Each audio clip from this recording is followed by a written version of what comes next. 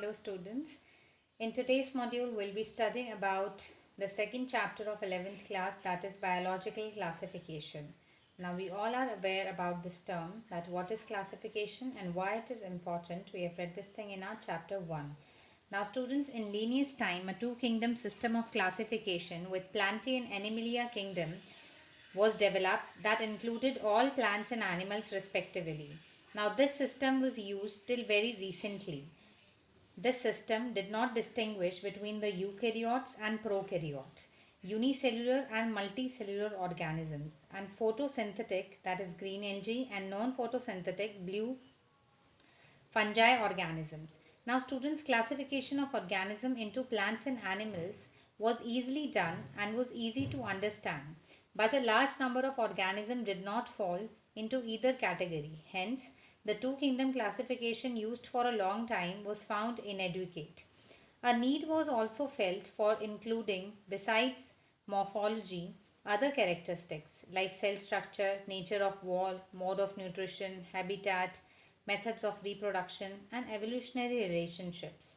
So students, classification system for the living organism have hence undergone several changes over time. Though plants and animal kingdom have been a constant under all different systems, the understanding of what groups organisms be included under these kingdoms have been changing. The number and nature of other kingdoms have also been understood differently by different scientists over time. So students, R.H. Whitaker in the year 1969 proposed a 5 kingdom classification, and the kingdom defined by him were named Monera, Protista, Fungi, Plantae, and Animalia. So firstly we'll be discussing about the kingdom Monera. Bacteria are the sole member of the kingdom Monera. So you can see here the Eubacteria and Archaebacteria. Students, this is the bacteria on the point of a pen. So just on the point of pen, number of bacteria can be found. They are most abundant microorganisms, and bacteria occur almost everywhere. Hundreds of bacteria are present in a handful of soil. Now students, we should know what is the difference between Eubacteria and Archaebacteria. So talking about Eubacteria, cell wall consists of peptidoglycan, and here it is made up of polysaccharides and protein. Students, in Eubacteria, it has no histone protein associated with DNA. Fine. And because DNA is a deoxyribonucleic acid and it has long chain. Fine. So in order to make itself compact inside, it has to coil around the histone protein.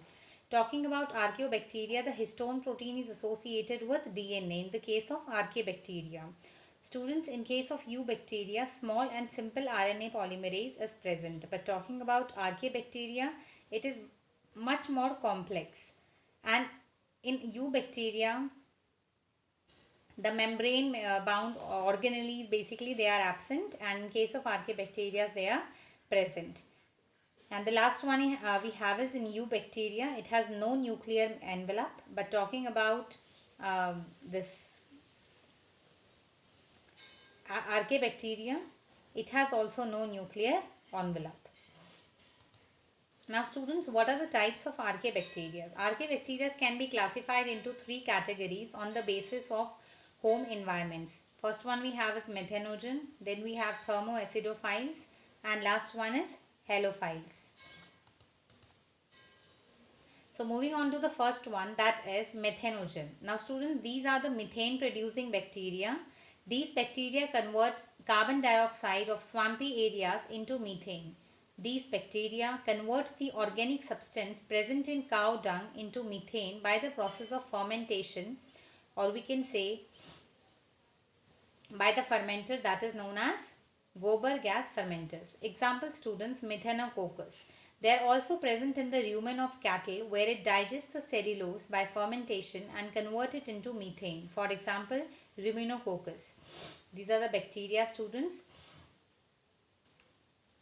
Talking about the second type of Archaebacteria, that is the halophiles. Halophiles means salt loving. Fine. They are found in extreme salty areas such as the Great Salt Lake and the Dead Sea. Students, halophiles are surrounded by purple membrane in which a pigment rhodopsin is found due to this reason. Membrane absorbs the bright light and directly forms ATP. That is, they cannot prepare food like eubacteria. Instead of it, they directly form adenosine triphosphate. Therefore, they are non-photosynthetic.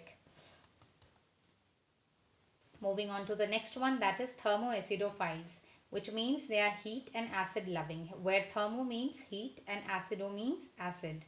These archaeobacteria are found at those places where temperature is approximately 80 to 100 degrees Celsius and medium is acidic. These are aerobic bacteria, students. Find it takes place only in the presence of oxygen, or they are found only where the oxygen is there. They have the capacity to oxidize sulfur to H2SO4 at high temperature and high acidity. Some of these bacteria, they are able to reduce sulfur to H2S under anaerobic conditions. Now students, they are found in hot sulfur springs such as Yellowstone National Park. Now the second we have is the eubacteria. Let's just look at the types of eubacteria. First one we have is the cyanobacteria. Students, cyanobacteria have chlorophyll that is similar to green plants, and they are photosynthetic autotrophs. Cyanobacteria were the first organism that produced oxygen on our earth, and that is why they are also known as BGA. The cyanobacteria are unicellular. Fine. They can be colonial also or filamentous. So examples are given: Spirulina, Anabaena and Oscillataria.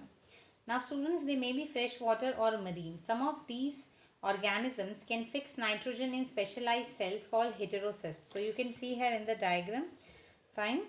It's a filamentous blue-green algae, that is nostoc. So here you can see the heterocyst.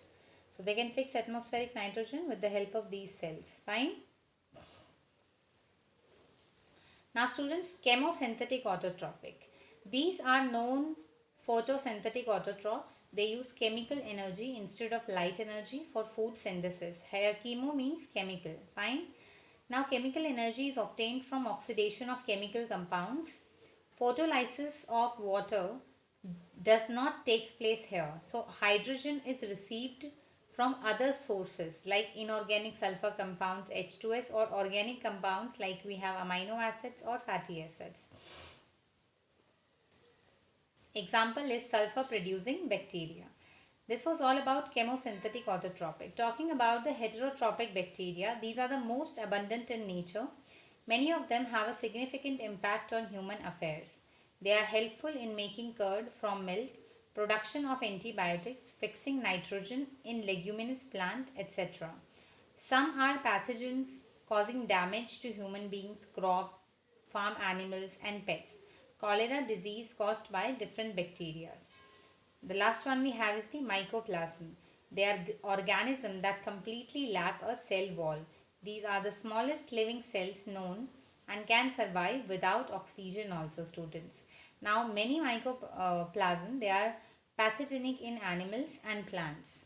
So you can see here, students, most of the prokaryotes, they have one of the three basic shapes, like road shapes known as bacillus, then spherical, which is coccus, and helical shape, spirillum. Fine. So these are the different types of shapes that are present, like cocci, bacilli, spirilia and vibrio. Now students, talking about their structure, this is a bacterium structure.